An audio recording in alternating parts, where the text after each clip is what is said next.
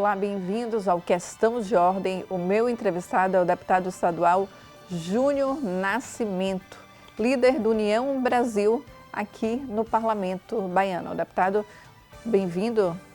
Obrigado, Fernanda. Prazer estar fazendo esse bate-papo, essa prestação de conta de mandato, interagindo um pouco com os nossos telespectadores. Deputado, o senhor é líder do União Brasil aqui no Parlamento Baiano, uma bancada de 10 parlamentares, com o senhor.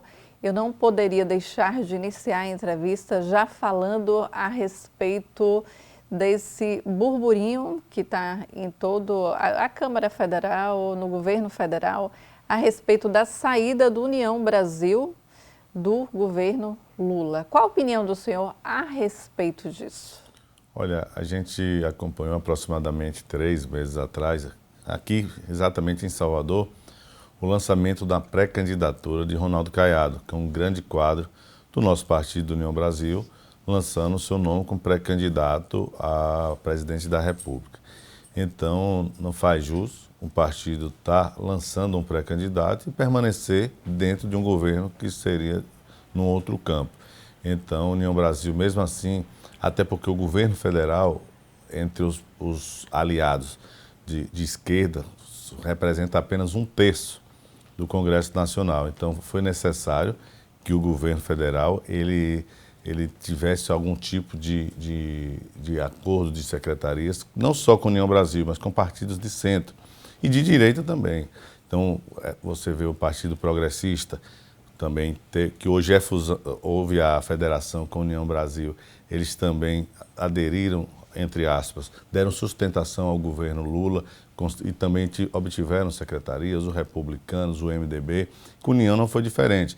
Mas a União sai na dianteira nesse possível rompimento com o governo, levando em consideração justamente isso. Nós temos hoje um pré-candidato à presidência da República, que é Ronaldo Caiado.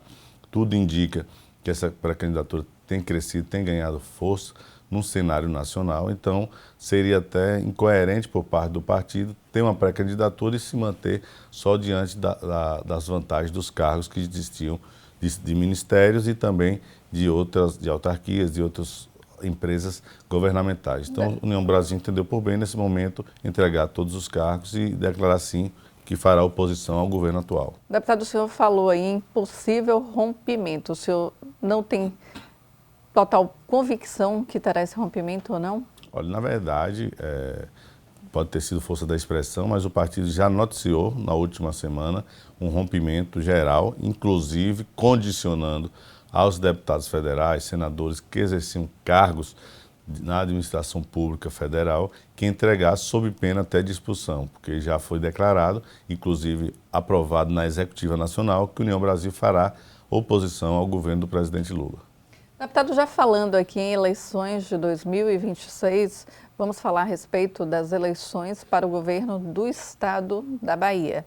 Nós temos o atual governador do estado, Jerônimo Rodrigues, que vai concorrer à reeleição, e temos o maior líder da oposição, que é ACM Neto, ex-prefeito de Salvador. Recentemente teve uns burburinhos na imprensa dizendo que ACM Neto poderia desistir da candidatura dele. E aí esse questionamento criou força, já que ACM Neto desistiu realmente da candidatura em 2018 e, segundo algumas pessoas, poderia ter essa reincidência. Qual a opinião do senhor a respeito disso? Olha, na verdade, são 2 momentos. Primeiro, vou voltar ao ano de 2018. A ACM Neto, naquele momento, era uma decisão mais complicada da vida pública do mesmo. Ele era prefeito, detentor de mandato, tinha sido reeleito com o compromisso de continuar o seu mandato. Ele estava no 2º ano de seu 2º mandato, então ele teria que abrir mão do cargo de prefeito que foi otorgado pelo povo, tendo um mandato com mais de 80% de aprovação. Por mais que toda a oposição vislumbrasse em Neto naquele momento a figura capaz de vencer as eleições para Rui Costa, mas ele tinha um compromisso com o povo de Salvador. Então, naquele momento, a renúncia era algo muito difícil e acabou por criar toda aquela frustração, podemos dizer assim, em todo o eleitorado, nas lideranças, nos deputados estaduais, federais do bloco oposicionista, porque viu nele aquela figura de destaque como realmente é. Só que naquele momento pesou muito a questão dele concluir o seu mandato. E aí sim, após o mandato, ele seguir com a possibilidade de concorrer às eleições de governador do estado, como concorreu em 2022. Vale destacar que mesmo contra a força da máquina, contra a força que Lula tinha no Nordeste naquela eleição, Neto conseguiu já derrubar uma hegemonia, porque as últimas 4 eleições teriam sido decididas no primeiro turno. Neto conseguiu que essas eleições fossem a segundo turno, teve aproximadamente 48% dos votos do estado da Bahia.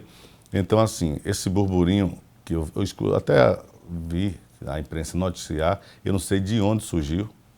Neto é candidatíssimo. Ontem mesmo estive com ele, recebendo lideranças do interior, diversos municípios, e ele, claro, focado na sua pré-candidatura e, assim, se Deus abençoar, palavras que os mesmos usavam, só não sou candidato se Deus não quiser, mas a vontade dele, a vontade do povo que clama por mudança, é uma vontade muito grande, então acredito sim que Neto será o candidato das oposições no ano de 2026. E digo mais, a gente tem observado um sentimento muito grande pairando no ar, sentimento de mudança, as pessoas que acreditaram. Hoje o governo do PT está consecutivamente 20 anos aproximadamente no governo, claro, outorgado pelo povo, se estão lá porque o povo quis, mas o mesmo povo que bota é o povo que tira, então a gente vê essa possibilidade. E o que me chama a atenção desse burburinho, Fernando, é o seguinte: a última pesquisa, não, a penúltima pesquisa que surgiu, eu não me recordo qual instituto, se eu não me lembro, foi a Big Data, Real Big Data, aparecia Rui Costa como pré-candidato ao governo do estado na pesquisa. Em todos os cenários de pesquisas, de todos os institutos que rodaram até hoje, apontam a Semineto como pré-candidato. E por curiosidade, ou algo que a gente não tem conhecimento ainda, na penúltima pesquisa saiu Rui como pré-candidato a governo. Então, o burburinho que se tem que ocorrer é se realmente o governador Jerônimo irá à reeleição ou não, porque a gente não entende o porquê que o Instituto, conceituado, colocou o nome de um ex-governador para suceder um atual governador com direito à reeleição. Deputado, esse burburinho que o senhor disse que não sabe de onde partiu, o senhor acredita que esse burburinho possa ter ocorrido pela oposição a Semineto ou um fogo amigo?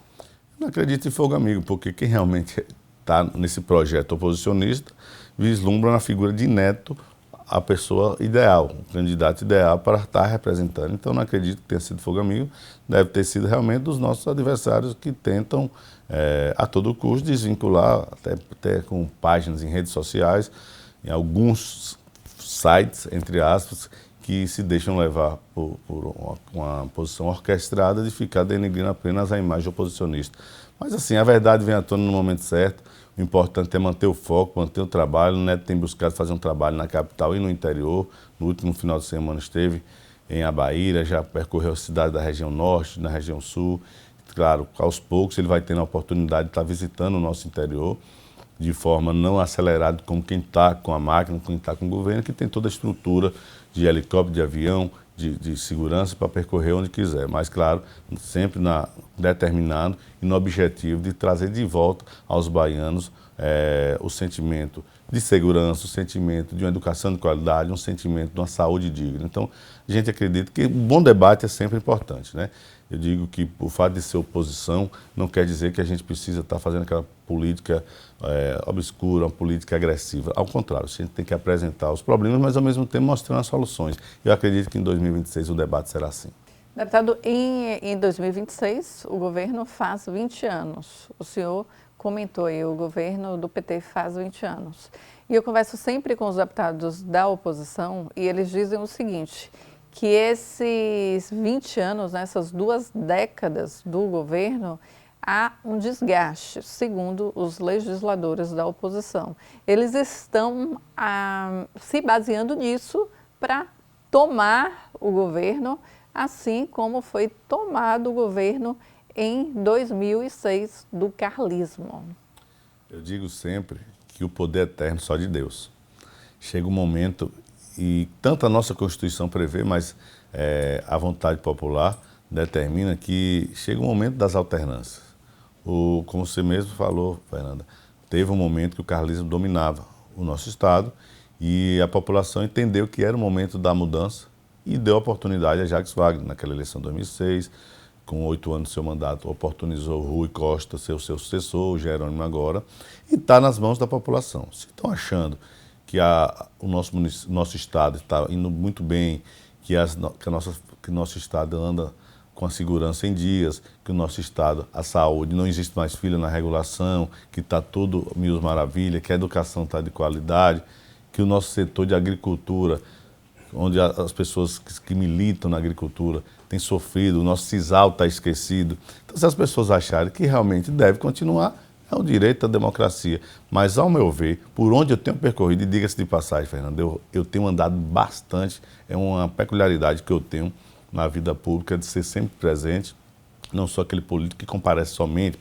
próximo ou no ano da eleição, eu gosto sempre de estar andando, até porque eu nunca abri minha boca para falar numa tribuna ou entrevista, algo sem eu ter um conhecimento de causa. Então, para que eu possa levar uma tribuna, uma deficiência de algum município, alguma situação que está tendo uma gravidade, eu procuro ver realmente se é verídico, ouvir o contraditório, ver as duas partes.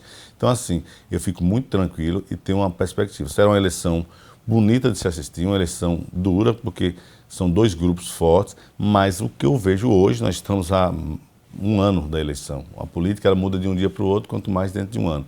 Mas o que a gente vê na imprensa também, que tem noticiado as intenções de voto para a Semineto, eu acho que vai se consolidar o ano que vem. Mas, claro, tem muita água para rolar, muitas coisas a se articular. Tem um cenário nacional também que está em aberto e que pode pesar muito.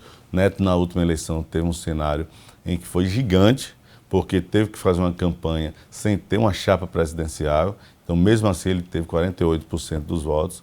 Então, fica muito em aberto. Acredito que o ano que vem será uma eleição disputada, mas com grandes perspectivas de chances de vitória para a Semineto. Deputado, o senhor falou aí a respeito que a Semineto foi gigante por ter essa votação expressiva. Realmente, ele teve uma votação expressiva, 48% dos votos, não tendo um apoio federal. E aí o meu questionamento é a respeito de que posicionamento o atual pré-candidato ao governo do estado, Assemineto, terá nas eleições de 2026, porque ele, em 2022, questionava muito que ele estava em cima do muro, que ele não batia nem de um lado nem de outro, mas o senhor vai falar após um breve intervalo. A gente volta já já.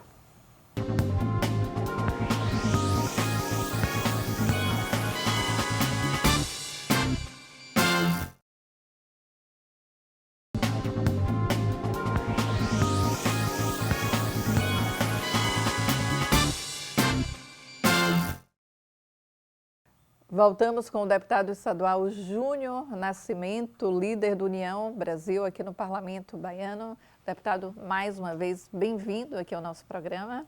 Obrigado, Fernanda. Deputado, no bloco anterior, terminamos o bloco falando a respeito do posicionamento de Assemineto em 2022.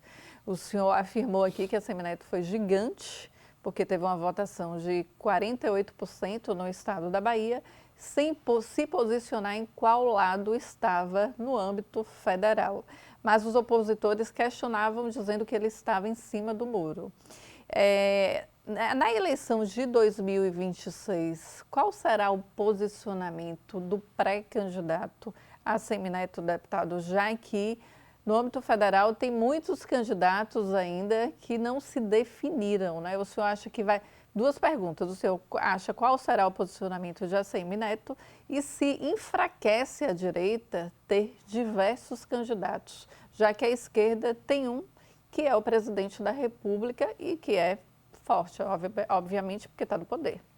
Olha, são situações totalmente diferentes. O cenário que a gente via em 2022, que Neto não concordava, e grande parte da população baiana não concordou, foi esse sistema de polarização. O que a gente viu naquela eleição foi eleitores que não queriam votar em Lula, mas que votavam porque não queriam Bolsonaro. Ou alguns que queriam votar em Bolsonaro, não votavam porque não queriam Lula. Não tinha um leque de opções competitivo, como a gente está vendo entre os pré-candidatos que estão sendo postos para as próximas eleições do ano que vem. São governadores de mandatos, são ex-governadores que tem saído de sua gestão com aprovação altíssima. Então isso é bom, porque quebra um pouco essa barreira da polarização no nosso país. Então, Neto terá um palanque presidenciável, nós já lançamos uma pré-candidatura, como falei, que é de Ronaldo Caiado, seja consolidado, a União marchará com ele, mas se acharem por bem que seja um outro candidato com maior potencial para receber o apoio do nosso partido, para que possamos vencer as eleições no ano que vem para governador ou para presidente, sem sombra de dúvida, nós também saberemos recuar e apoiar sim esse candidato, que no momento certo as pesquisas mostraram que seja o candidato. O fato da esquerda só ter um candidato que é Lula é porque é objetivo e claro que todas as vezes que a esquerda lançou um candidato sem ser Lula, perdeu. Então Lula hoje está com a idade até avançada, mas tem que ir para o sacrifício, porque se não for ele, não tem chance sequer de competir. A esquerda hoje, quanto menos, de ganhar as eleições. Então, a gente vê sacrificar um senhor que tem uma história no nosso país, que muito fez, mas que chegou um momento em que sua gestão, Lula 3, não é aquela gestão que a população esperava.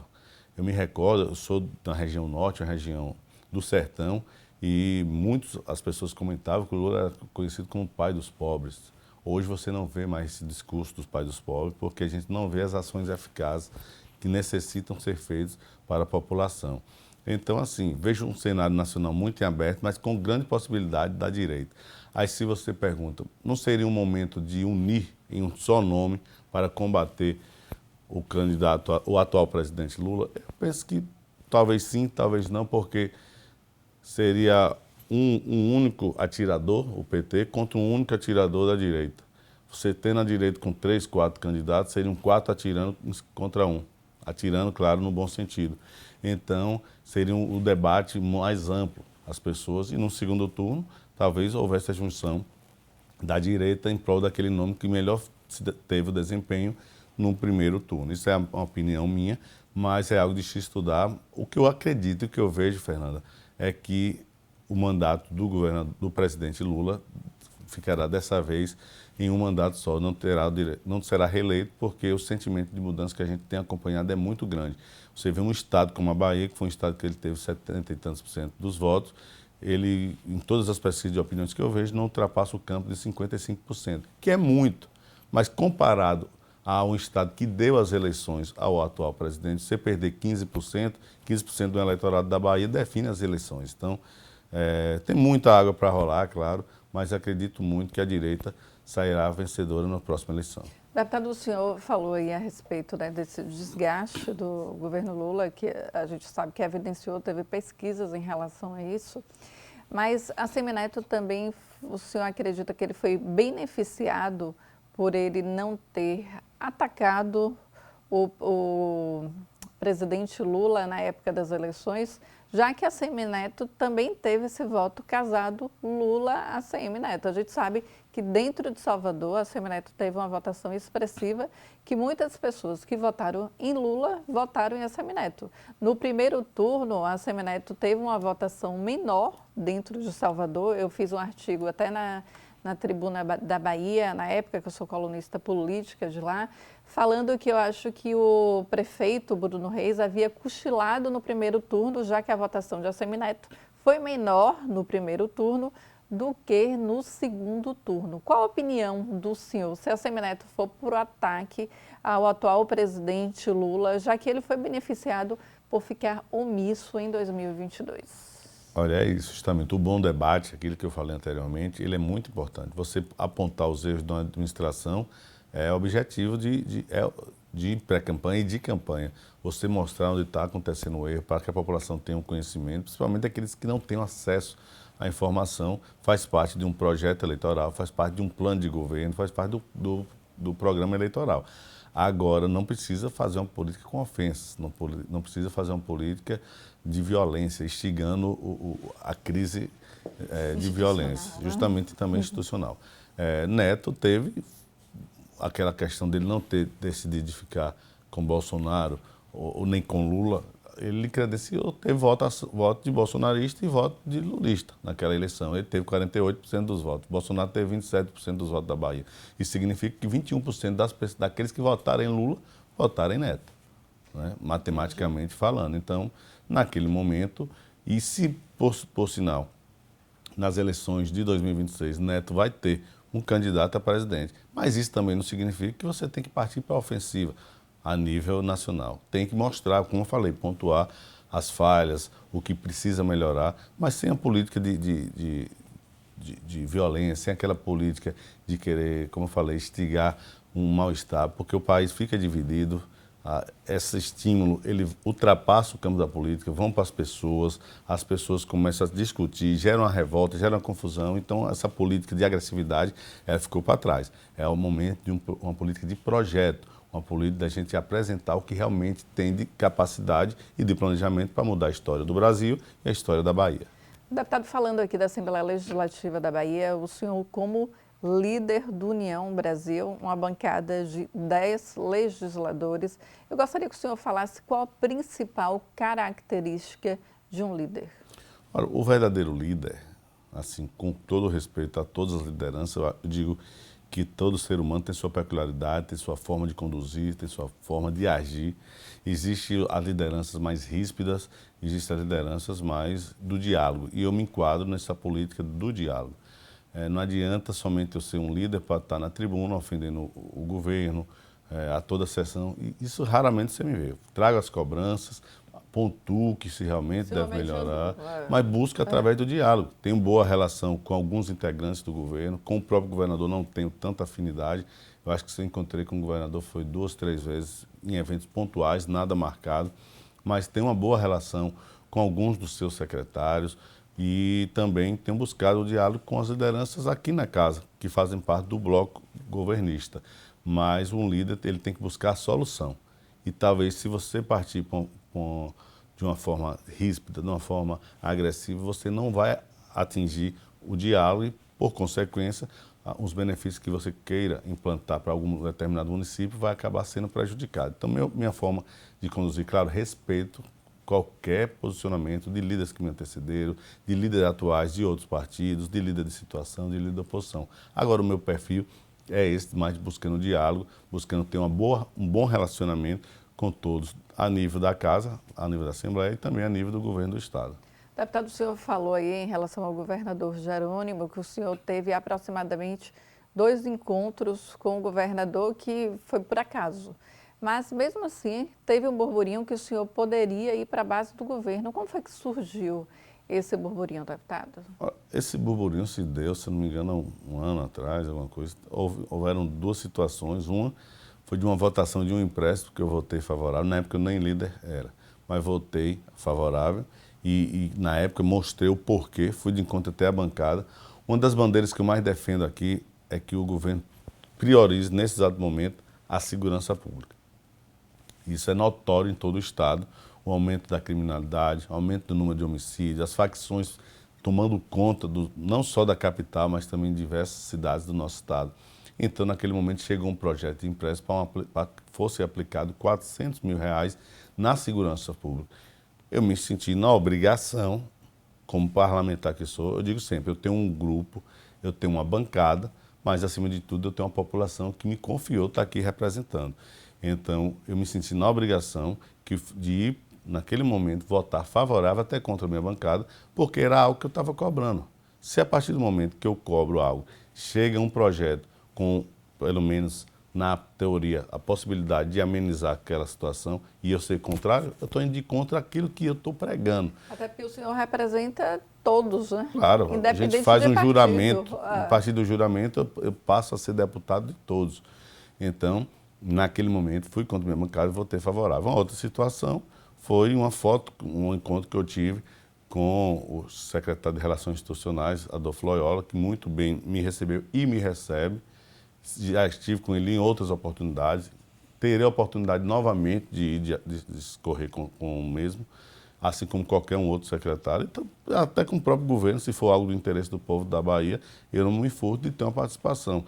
Tenho o meu posicionamento, todos sabem, todos conhecem. Agora, quando se trata de algo do interesse do povo da Bahia, eu não vou estar me furtando. Então, acho que o burburinho saiu justamente disso e alguma ou 2 vezes de situações que eu fui contrário ao posicionamento do partido. Porque, assim, já falei, eu tenho lideranças mas ninguém é dono de mim. Então eu tenho o meu ideal, eu tenho o meu posicionamento e procuro sempre, da melhor forma possível, estar alinhado com o partido, com o grupo, mas uma situação ou outra, isso aconteceu já comigo, como já aconteceu com tantos outros parlamentares. Mas assim, é fato superado. Hoje eu continuo no bloco de oposição, como falei, tendo boa relação com o governo, relações institucionais, não tem nada a ver com o campo político, mas sigo fazendo meu papel, não é oposição, mas uma oposição coerente. Até porque, deputada, a gente se recorda, eu que estou aqui há muito tempo, eu sempre escuto histórias de bastidores e legisladores até do PT já me confidenciaram a relação que tiveram com pessoas, com oposicionistas. Na época, Luiz Eduardo Magalhães, filho de ACM, né, que ele faleceu com 42 anos e era muito benquisto pela oposição e pela situação. E transitava bem na esquerda, na direita. É você fazer uma oposição e ter um bom relacionamento, porque a política é a arte do diálogo, né, deputado? Sem sombra de dúvida, é isso que me norteia, é isso que eu tenho pregado, tenho feito aqui na casa desde o dia que cheguei, construir através da amizade e da força de articulação no primeiro momento, ter sido escolhido pelos meus pares para ser o vice-presidente da CCJ 2 anos seguidos, depois tive a oportunidade de ser escolhido líder do União Brasil, então sempre tendo um bom diálogo. Hoje me dou muito bem com a presidente da casa, Ivana, me dou muito bem com os parlamentares de situação, de oposição, então assim, eu acredito que dialogando, tendo, claro, o diálogo não quer dizer que você precisa amolecer, entre aspas, num debate de uma pauta, de algo assim, mais de ter um diálogo de convencimento. E isso de sensibilidade, né? Sim, claro. E assim eu tenho buscado fazer e acredito que essa boa relação tem me credenciado hoje ter esse bom convívio dentro da casa. Deputado, nosso tempo está acabando, nós só temos aqui 2 minutos. Já que o senhor falou a respeito de credenciado, né, de ser credenciado aqui na casa, o senhor é candidato à reeleição? Sim, é o nosso projeto de reeleição. Acredito que soube utilizar o meu mandato para credenciar ainda mais o meu posicionamento, a minha força política, principalmente no interior. Para você ter uma ideia, eu era votado em uns 45 municípios, votado que eu digo uma votação considerada expressiva. Hoje a gente ultrapassa o campo de 80 municípios, mas, claro, com os pezinhos no chão e trabalhando muito. Então, a nossa pré-candidatura está posta, vamos continuar fazendo esse trabalho, buscando o diálogo com o povo da Bahia, nas diversas regiões, ouvindo as necessidades de cada munícipe e trazendo para aqui, para essa casa, que é a Casa Legislativa, é a Casa de Leis, mas ao mesmo tempo também de cobrança e de pontuar o Executivo às reais necessidades. Então, acredito muito num propósito de reeleição e que se for no ano que vem, no momento certo, que iniciar a campanha efetiva, se for da vontade de Deus, da vontade do povo, teremos mais 4 anos para continuar fazendo um trabalho em prol do povo da Bahia. Obrigada, deputado. E eu espero aqui entrevistá-lo mais vezes aqui no Parlamento esse ano, nos próximos 4 anos, né? Eu agradeço. E eu quero agradecer aqui o senhor, que é um legislador muito atuante aqui no Parlamento, líder do União Brasil, essa bancada que tem muita força de 10 legisladores e faz parte da oposição, como o senhor disse, uma oposição que questiona, mas com todo respeito. Eu quero agradecer o senhor e espero tê-los mais vezes aqui. A gente fica por aqui. Até o próximo programa.